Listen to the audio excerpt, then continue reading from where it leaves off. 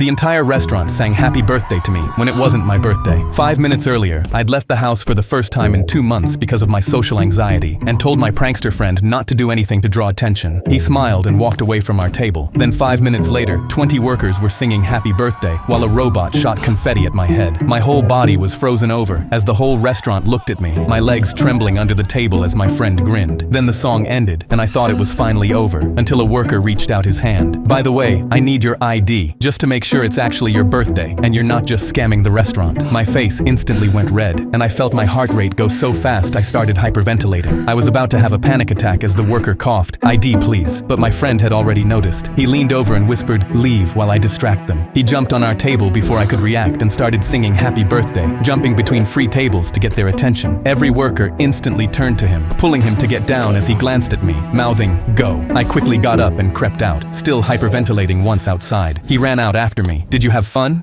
The entire restaurant sang happy birthday to me when it wasn't my birthday. 5 minutes earlier, I'd left the house for the first time in 2 months because of my social anxiety and told my prankster friend not to do anything to draw attention.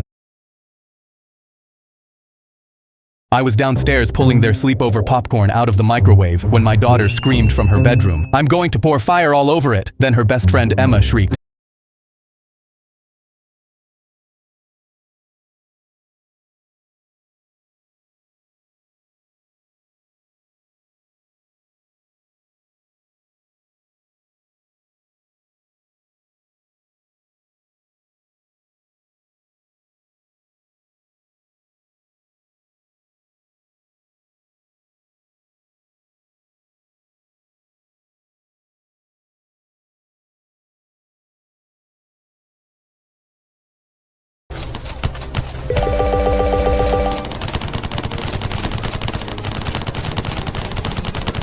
I just wanted to change my clothes after PE and get to science class without any troubles. Then, as I was sitting on the bench, one shoe off, one shoe on, I heard Chester Marshall's voice carry across the empty room. "Heard you said something about me in third period." Beach. I hadn't. I never said anything about anyone. I felt my stomach in knots. Turned around to see Chester 6 inches from my face. All 4'11", 110 pounds of him. His big brother Bo had the locker room door closed as he watched with his arms crossed. Bo's twin brother Cody leaned against the lockers, looking bored. Both of them were 6'8", 300 pounds each, and were starting linemen on the football team. They were both 20 years old and still walking the halls of my high school like a pair of tired bears because every time on my conscience. "Look son, you did your part in this. You quickly." So I nodded at my dad. I just wanted to change my clothes after PE and get to science class without any troubles. Then, as I was sitting on the bench, one shoe off, one shoe on, I heard Chester Marshall's voice carry across the empty room. "Heard you said something about me in third period." Beach. I hadn't. I never said anything about anyone. I felt my stomach in knots. Turned around to see Chester 6 inches from my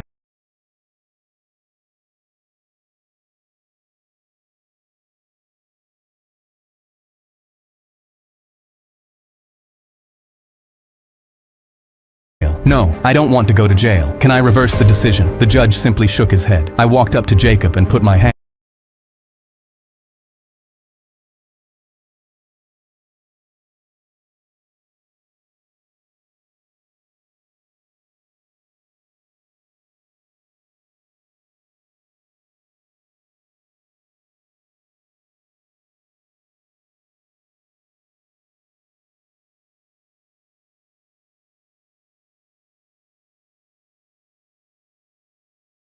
I was halfway across the old rope bridge when it started swinging, and I almost got flung straight into the air. My older brother was standing back on solid ground next to an anchor post, swinging the rope with both hands. I grabbed the ropes and looked down, and my eyes went wide, because under me was a long fall onto rocks and shallow water. I screamed as loud as I could, "What are you doing? Stop!" He gripped the ropes tighter and smirked. "What, scared of a little swinging bridge?" My face went pale because if I fell through, I wasn't landing in water. I was landing on hard rocks, so I bolted for the far side to get to safety, but my foot punched straight through a plank and I went down with my whole leg through the hole. I grit my teeth, ripped my leg free and crawled flat on my stomach to spread my weight, but my brother swung harder and my body started sliding out under the rope with every arc. "Please, I'm gonna fall," I begged, but that only made him laugh and pump his arms faster. I lunged for solid ground one last time, but then the plank dropped out from under my foot and my entire body fell through. My hands barely caught the rope with my legs kicking over the rocks. I was dangling in the air, getting swung. but that's when I noticed a rhythm through my hands that was coming through the rope. So I immediately started throwing my legs with the arc instead of against it, feeding my weight into the wave and sending it right back down the bridge at my brother. His smirk dropped. "What are you doing? Stop!" he screamed, and now he was the one begging. He yanked harder to cancel it, but that just fed my wave even more. My arms were burning and my fingers were slipping, but I didn't care because the anchor post he was braced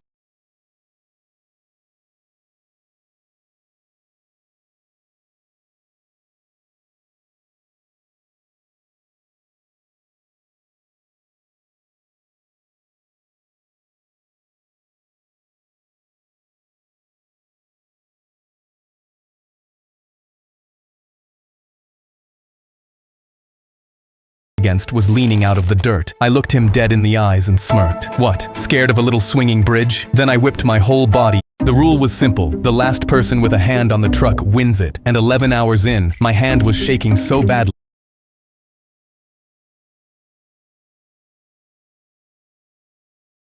I unzipped my dad's suitcase from the inside and quietly climbed out, all while he had his back turned and had no idea I was here. 12 hours ago, he'd told me and Mom he was going on a work trip for a few days, but his voice sounded strange, so I snuck into his suitcase while he slept and stayed there all night to find out what he was actually doing. He placed the suitcase with me inside down somewhere, then grunted about how heavy it was and walked away. I climbed out, and my jaw dropped as my feet hit the ground of a cabin, and I realized I was on a cruise. Dad was on the deck, laughing with his friends, and I covered my mouth in shock. I ran towards him. "Dad!" He spit his drink out. "Son, what are you doing here? I hid in your suitcase!" I instantly pulled out my phone and took a selfie. I was about to post about how I snuck on Dad's cruise when his friends ripped my phone away. "No, we told our wives we're on a work trip. If your friends see this cruise on your story, we're cooked." They slid me $100 each to not tell anyone, and I instantly grinned. "Okay," I took my phone back, "but only if you get me a lounge chair." The four of them instantly brought a lounge chair over. "Now fan me." I laid down and pointed